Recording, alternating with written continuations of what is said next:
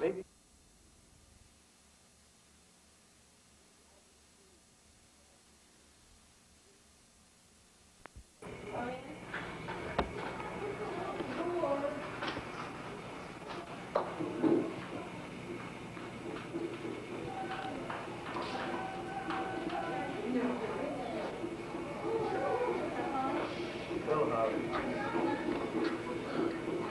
Okay, I need to know where we're going to set up.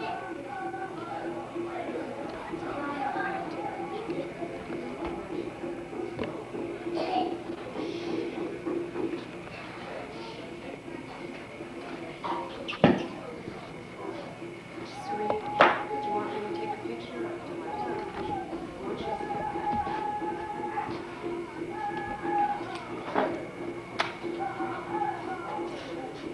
Okay, stand behind Dad so I can get you. Oops.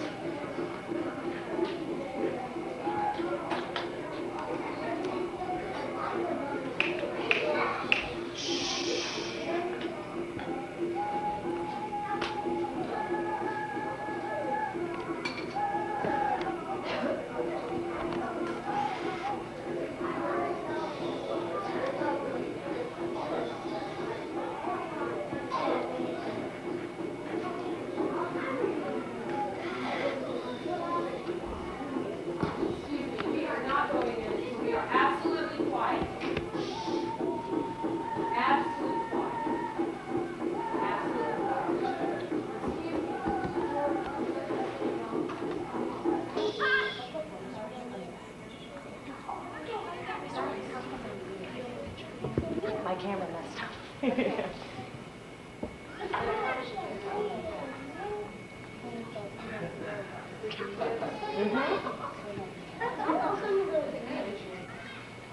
Yat ahead.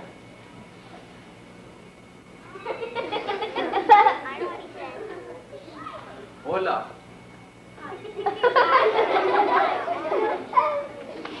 Bonjour. Don't you know how to speak?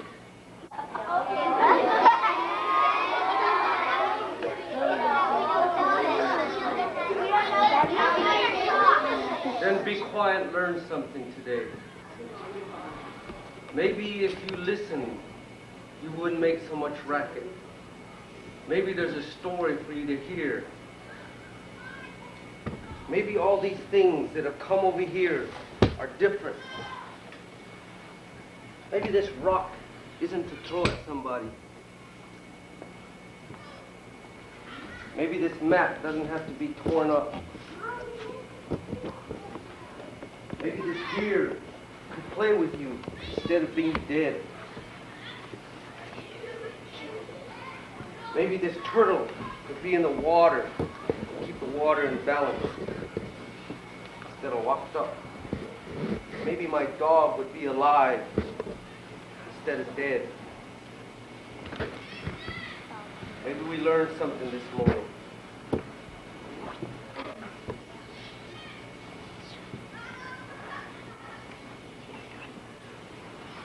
I am Chiaz Kilegenie.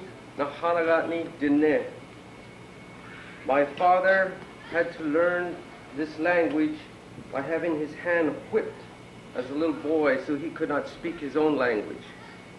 If he pulled his hand back, they made him turn his hand over and they whipped the other side.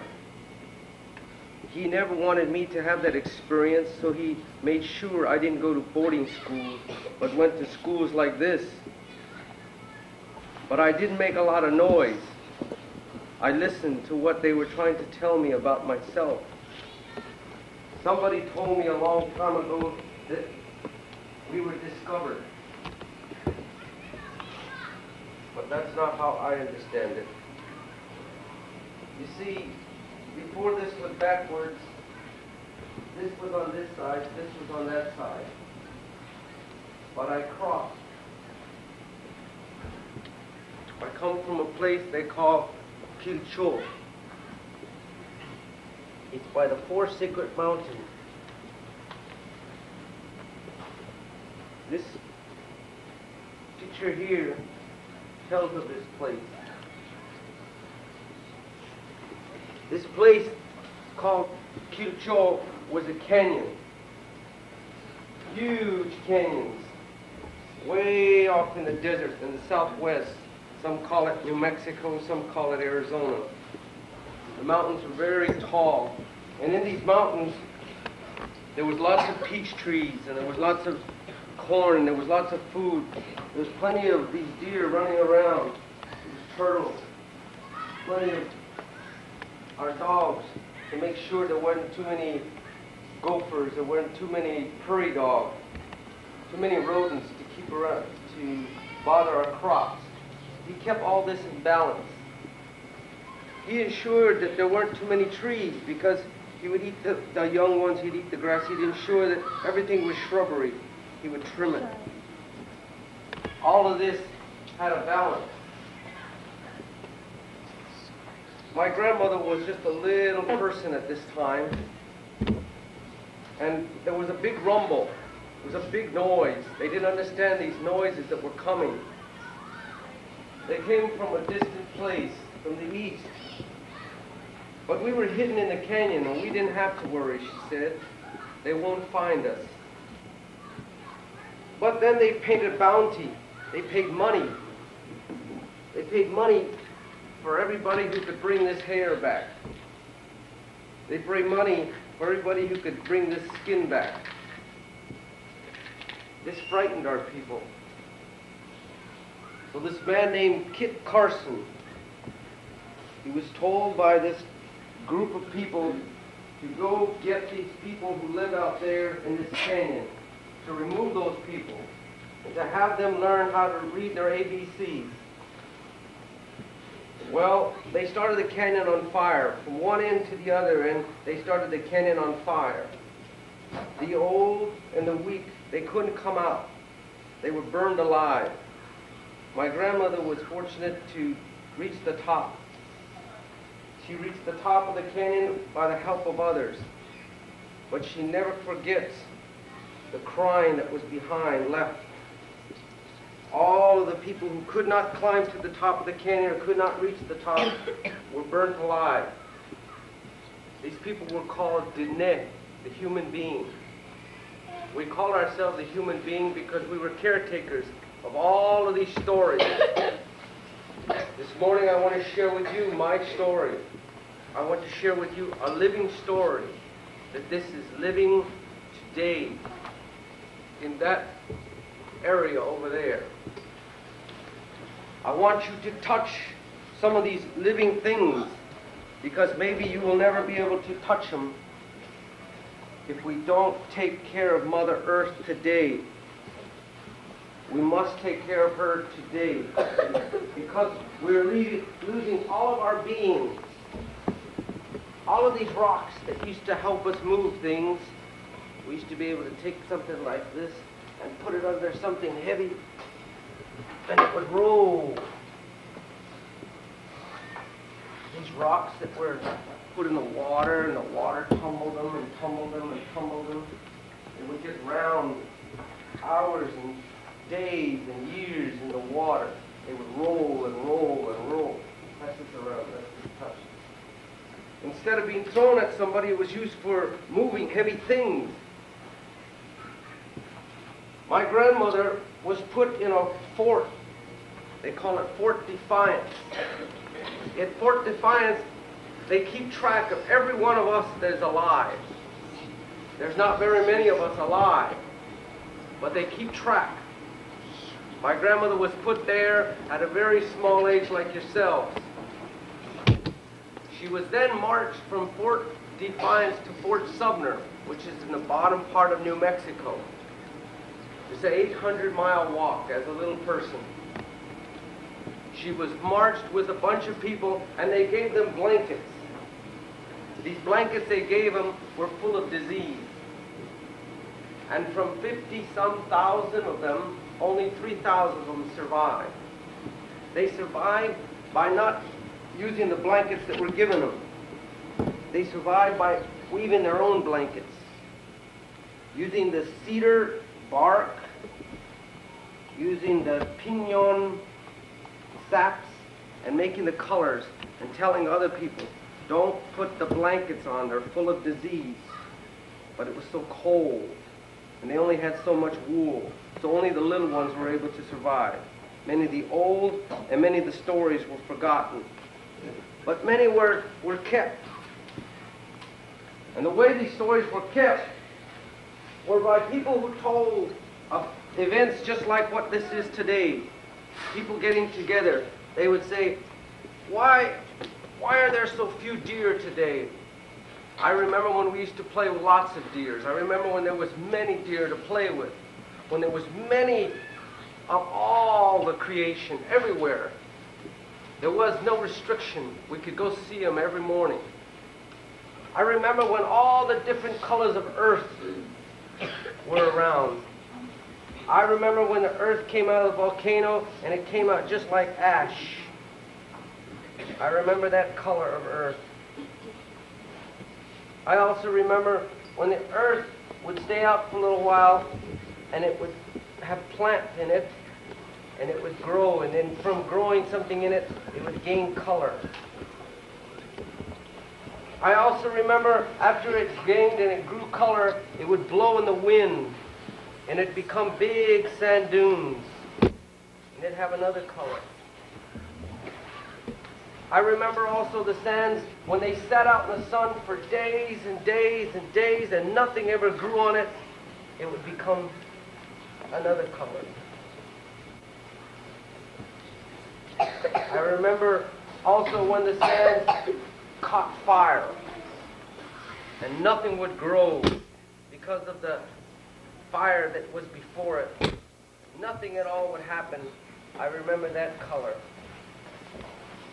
But I remember also that if I took all of these different colors of earth, all of the different qualities that each of these pieces of earth have, and I put them together, they would become a beautiful picture. These are the different pieces of earth from all across my nation. We call it the Navajo Nation. These are all the different colors of the earth. Reach in there and touch a little bit and pass it on. Touch a little bit of the different colors of earth. These are all the different colors of the earth of what they call the desert, or where something will grow every time. If we learn the balance of the earth,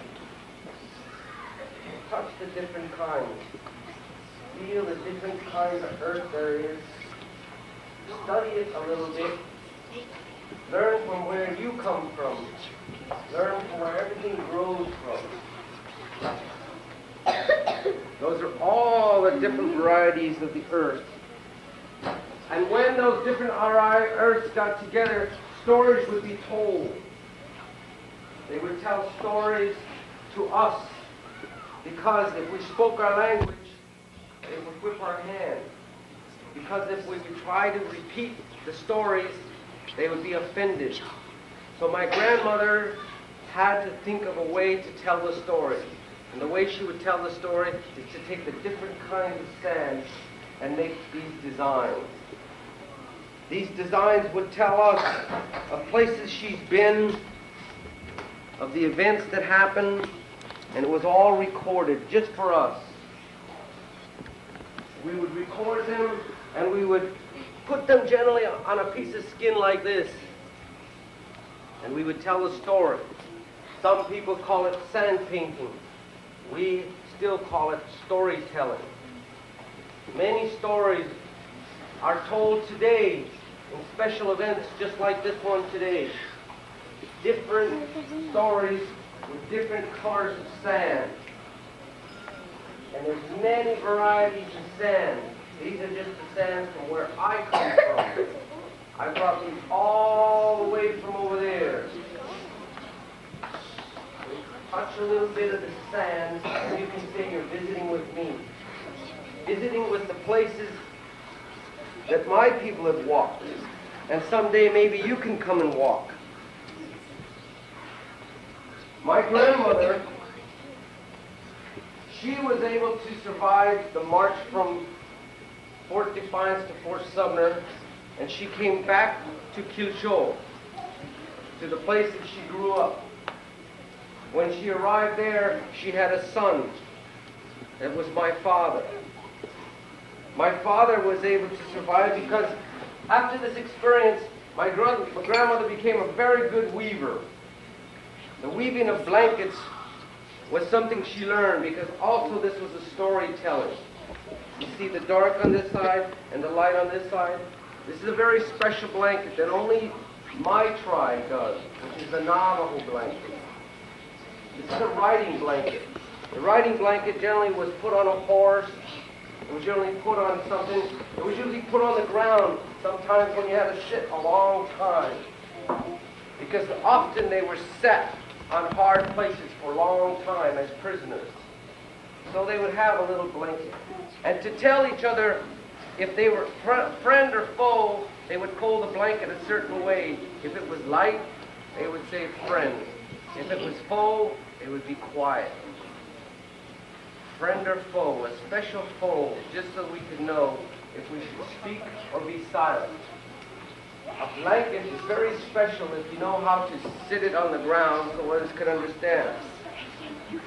This knowledge that my grandmother gave my father was good, but as I said, it was all spoken in the Diné language, in Navajo. When I said, Yatahe, I said, it's beautiful to see you. And then, of course, the Spanish came and they said, hola. And then the French came and they said, bonjour. And then others came and they said, howdy. But all of these languages my father had to learn. My father had to learn these languages as a small little guy. He went to a school called Fort Wingate. And at Fort Wingate, this school would insist that you could only speak the ABC language. Well, my father couldn't speak that much of the ABC language. So my father would not speak at all. So they would tell my father, if you can't speak the ABC language, how are you going to learn who you are? And learn who I am, but I know who I am. I know who I'm supposed to be. I'm a human being. No, you're not. You're one of these guys. And they drew funny pictures and made fun of him. And my father remained silent. And in time, my father would wonder, why are these people traveling so fast to teach us what we are not? Why aren't they listening and trying to hear our story? Everybody has a story. Well, as time passes, we learn that silence has a teacher too. Silence gives us that ability to see where wisdom comes in. Patience. So patience was teaching us how colors work, how different sounds work. Patience also showed how stones become from rough to smooth. So my father went on his journey of life, and he arrived in a place where he figured he could raise his children. At this place he felt he could raise his children. He wanted to tell the story. So the story he told was very special because it included all of these. Because the canyon was burned. There was no more peach trees in the canyon. There was very little corn in the canyon. There was very little of anything. But my father still had to feed 7 of us. So he said, I want these children to be able to go through life without their stomach hurting. I want these children to be able to eat every day and not be worried that there will not be food when his belly is hungry. So my father began to use this rail here and do silversmithing. Silversmithing was a manner which he could express himself, because when he was at Fort Wingate, They threw him into the horse stalls because they felt he couldn't speak or learn, and he had to clean the horse corral. But there was a Spanish man there that taught him how to do blacksmithing. From that, he learned how to do silversmithing. Well, one day when I was small, I was herding sheep. And while I was herding sheep, this rabbit, big jackrabbit, about this big, ran into the middle of the herd and stopped. Well, you all know jackrabbits do not stop in the middle of a herd. Jackrabbits usually run off. Well, this jackrabbit, he stayed right in the middle of the herd.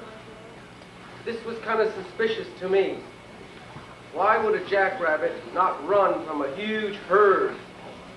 But pretty soon, a lion came and grabbed one of the sheep. Well, I ran after the rabbit, and everybody made fun of me. Ha, ha, ha, you silly guy, you're supposed to go after the lion.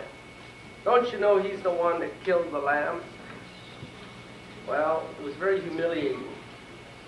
I was very embarrassed because I felt I did the wrong thing, and because it was my own cousins who were laughing at me.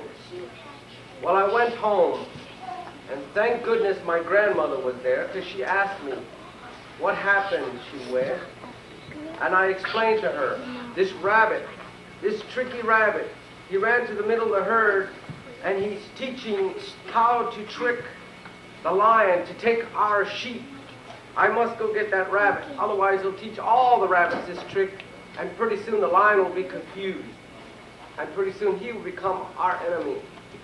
Well, my grandmother said, time for you to go to school. Well, I said, school? I thought this was a punishment because I would be around a bunch of different kinds of people, not just my relatives. I'd have to be around a bunch of strangers, and this was frightening. But my grandmother said, have the courage of going and finding that rabbit. So I went to this school, and while I was there, I was about this tall then. I went to this place where all of my people used to go to, and there's a general store. And this lady came over to me, and she looked at me, and she did this. She said, oh, how cute you are. And that hurt, but I didn't say nothing. And she handed me a piece of candy. I didn't know what it was, though. I thought it was a rock, because it was so pretty. And she showed me how to open it. And she put it in the mouth, put it in my mouth, and the first time I ever tasted that was good. So I would hang there all day. Instead of trying to go out and learn anything, I hung out there and just waited for her to give me one of these. Stick candy in my mouth. Well, that was